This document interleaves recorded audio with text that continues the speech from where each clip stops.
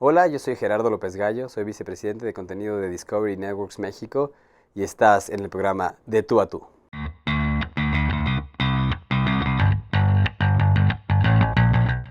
Hola, yo soy Tania de Mederos, bienvenidos a De Tú a Tú. Hoy nos acompaña Gerardo López Gallo, estamos muy emocionados. Hola Gerardo, ¿cómo estás? Bienvenido. Muy bien, muy contento que vengan a visitarnos. La verdad es que siempre tener gente joven aquí en las oficinas es buenísimo porque siempre nos renuevan. Qué bueno. A ver, vamos a olvidar que estamos aquí en Discovery, que no eres el vicepresidente. Vamos a remontarnos a cuando estabas en la universidad. ¿Qué nos puedes contar un poquito de esta época? ¿Cuáles eran tus gustos, Bueno, a mí me encantó mi universidad. Primero yo hice examen en 4 diferentes universidades. Dije, en la que me acepten, me quedo, porque había además hecho este examen para Derecho, para Relaciones Internacionales, para Ingeniería Química y para Marketing. Entonces, cuando estaba yo en la universidad, eran los primeros años del campus en México, y yo sentía como que me sorprendía que yo estudiaba más en mi prepa que en mi universidad, y entonces como que no, me desajusté y me cambié a Ingeniería Industrial. Estuve 2 años en Ingeniería Industrial, pero me aburría terriblemente, no era lo mío, y me cambié a Comunicación, así como ustedes. Y creo que trabajé más que nunca en comunicación. De repente la gente pensaría que comunicación no es difícil o no es muy llena de retos, pero no, es tremendamente difícil en cuanto a hacer las cosas bien. Tienes que cuidar muchos detalles, tienes que ir muy a fondo. Creo que eso es algo que a veces no se piensa mucho en la comunicación. Y pues me enamoré y la pasé extraordinario en la universidad. Bueno, Gerardo, aquí tenemos una foto tuya de cuando eras un universitario como nosotros. ¿En ese momento te imaginabas que ibas a llegar a ser el vicepresidente de Discovery? Pues no me imaginaba nada, me imaginaba que yo siempre era tenía mucha hambre. Yo soy una persona que soy inquieto y no me puedo quedar quieto. Y entonces empecé a ver que podía hacer cosas diferentes. Yo trabajaba en la librería, pero después, por cuestiones económicas, decidimos transferir la librería con familiares, con mis tíos. Y yo me dediqué a la publicidad. Empecé trabajando en J. Walter Thompson como copywriter durante la universidad también. Y siempre hacía más de lo que me pedían. Oye, entonces, ¿tú consideras que la universidad sí te ayudó a, bueno, obviamente a forjarte, pero es más el hambre que tienes como persona? O sea, la universidad es relativa, podrías decir. Tú puedes llegar, y es que de repente es difícil decir estas frases porque suenan como Sí, todo el mundo como me de dice lo abuelita, mismo, como muy falso, como es lo que tiene que decir porque estoy en una entrevista con niños, con jóvenes, con universitarios, con profesionales. No, es porque realmente lo creo. Yo creo y soy un convencido de que tú tienes que soñar las cosas para poder realmente realizarlas, pero tienes que trabajar durísimo por ellas. No es solamente, Sí, te ay, cae la del quiero. cielo. No, exactamente. Tienes que trabajar y además hay una cosa que de repente es difícil de entender y ese creo que sería un consejo, es aprendan a manejar la frustración. Muchas veces es muy fácil frustrarte porque no te va bien en algo o te cuesta traer el trabajo, ir a un trabajo o tratar de ir a una entrevista para una universidad o para algo que quieres hacer, pero desafortunadamente no te aceptan o no fuiste al perfil y la gente es muy fácil que se dé por vencida o que diga, ay, bueno, ya lo intenté. No, de verdad que lo intentaste, pues síguele. Si tienes ganas, vas a encontrar la manera y en serio, soy un convencido de que nadie es más importante para ti en tu carrera que tú mismo. Tú tienes que tomar tus decisiones, pero tienes que ser honesto contigo mismo y perder el miedito y ver hacia arriba. De verdad que no hay nada que te diga porque no puedes estudiar en la mejor universidad del mundo para lo que tú quieras. Bueno, un universitario te hizo una pregunta, entonces vamos a verla y a ver cuál es tu respuesta. Hola Gerardo, soy María José y me gustaría preguntarte cuál es el reto de manejar el contenido de una empresa global y al mismo tiempo aterrizarlo a nuestro país.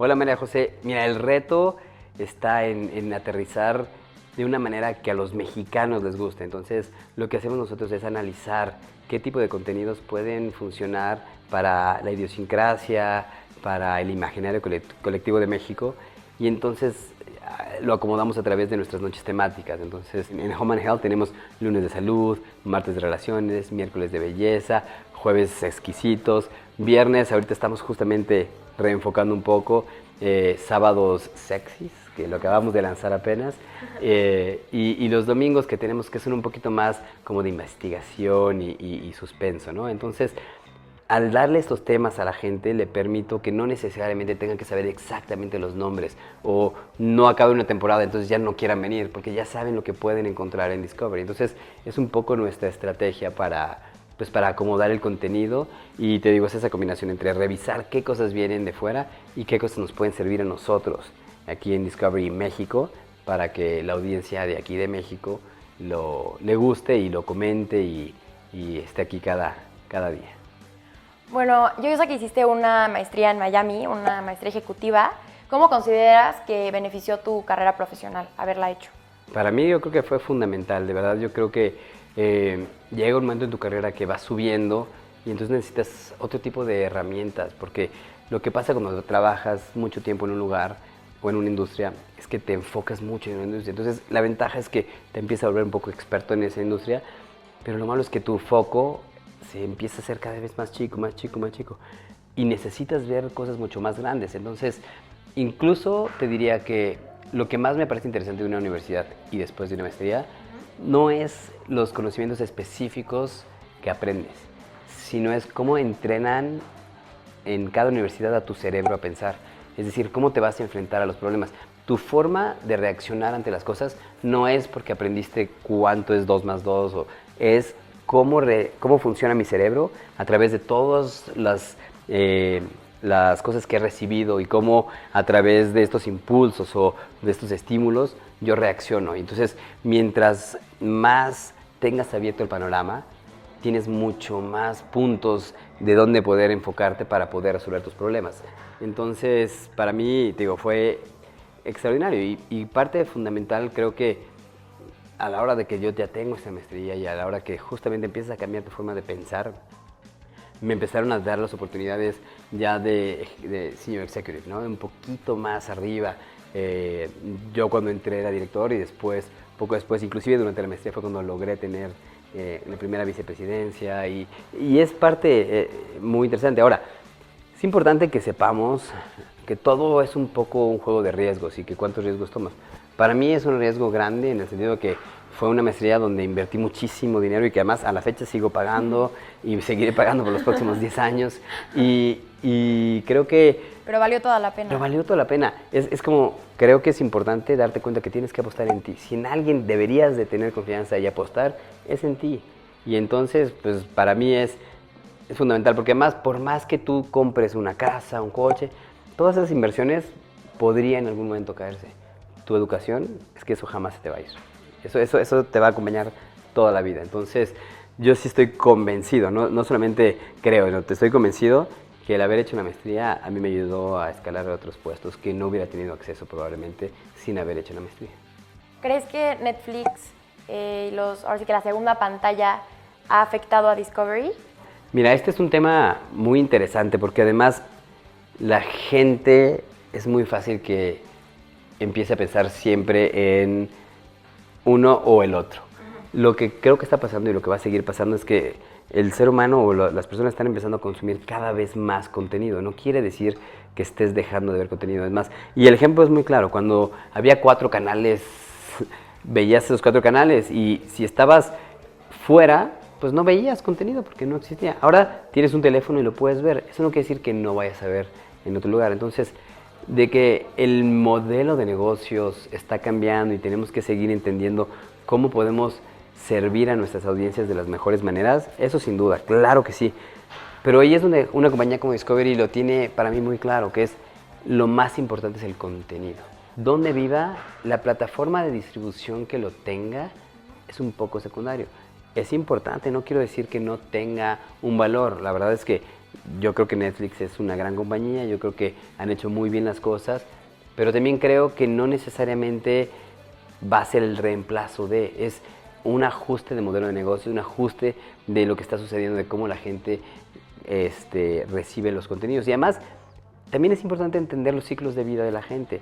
Probablemente ahorita hay una generación, y los millennials son como muy contados con esto, pero hay una generación específica de 18 a 32 años probablemente, que a lo mejor estén muy alejados de lo que es exactamente la pantalla de televisión, que ven más televisión de lo que crees, ¿eh? De repente te aseguro que les preguntas de varios shows, de varias cosas, sí, las conozco, que no lo vean consuetudinariamente, que diario no quiere decir que no lo conozcan, pero toda esta generación probablemente está un poco alejada de la televisión, pero de repente tienes un hijo, y de repente, o sea, este empieza a crecer y empiezas a ver Discovery Kids, y entonces ves Discovery Kids y te sientas con él a ver la tele, y después él se va a dormir o se queda dormido, y pues, le cambias y empiezas a ver algo que te gusta y los hábitos van reajustándose en tu vida. Tus hábitos no son iguales siempre. Tú vas cambiando tus hábitos. Y eso yo creo que es parte importante de la televisión. Y insisto, yo trato ya, y aquí la gente que trabaja con nosotros se da cuenta, no hablar de televisión per se, sino hablar de contenido, hablar de ecosistemas. La verdad es que un ecosistema se trata de, yo tengo un tema y este tema lo puedo desarrollar de diferentes maneras.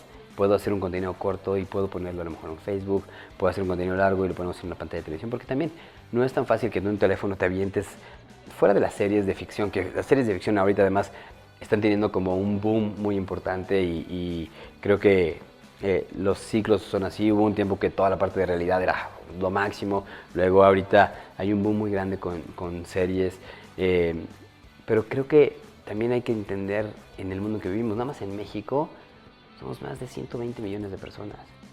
120 millones. Hay mercado para todo. Hay mercado para todo. Sientes qué le llegas y qué les dices.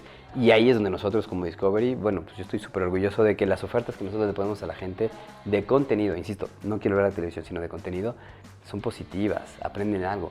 La misión de Discovery es padrísima porque es satisfacer la curiosidad del ser humano.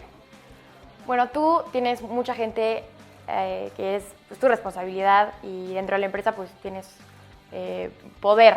¿Cuál es tu estilo de liderazgo para poder manejar con todo esto, con un canal? La verdad es que yo soy un ferviente creyente en que hay que trabajar en equipo. Aquí y con las especializaciones que hay, nadie va a ser experto en todo, es imposible. Y entonces la idea es traer un grupo de gente que tenga ganas de trabajar en conjunto y ayudarles a que lo que tenemos que llegar se logre a través de que todos vayamos hacia un mismo camino. No, yo siempre trato que en mis juntas invito a gente de diferentes áreas, no solamente, si vamos a hablar de marketing, no solamente gente del equipo de marketing, meto al equipo incluso de media planning, gente que a lo mejor el perfil es un poco diferente, porque tiene diferentes visiones y esas visiones son distintas y ayudan a ver cuestiones diferentes perspectivas. Y si logramos que el equipo esté enfocado, les pueda yo dar una guía de hacia dónde queremos llevar. Y además, creo que lo que a mí me ha ayudado muchísimo en mi carrera, soy un tipo muy pasional. Entonces, como me apasionan los temas que hablo, pues ayuda un poco a atraer a la gente, que la gente diga, órale, sí hay, por lo menos hay pasión. No sé qué tanto creerle a este loco, pero por lo menos tiene pasión. Entonces, parte de eso ayuda a que te crean y que se acerquen a lo que es tu visión. Entonces, tienes que ser respetuoso, tienes que buscar que la gente trabaje en equipo y tienes que asegurarte que también puedas cumplir tus metas. No se trata solamente de, nos llevamos bien y todos, pero nos va del horror. Sí. No, tenemos que tener metas y todos tenemos que ser claros que venimos a trabajar, que es un trabajo, pero a la vez yo soy un convencido que la gente feliz trabaja mejor. ¿Cuál sería el tip, así el de oro, que nos podrías dar como universitarios a punto de salir? Piensa en grande, ten pasión por las cosas, sé íntegro y sabes que tienes que trabajar por lo que quieras. Ay, pues Gerardo, muchísimas gracias por esta entrevista. A ti y a todos. Los esperamos en nuestro próximo programa. No olviden seguirnos en nuestras redes sociales, en Facebook, @detuatu.tv. Nos vemos en la próxima. Bye.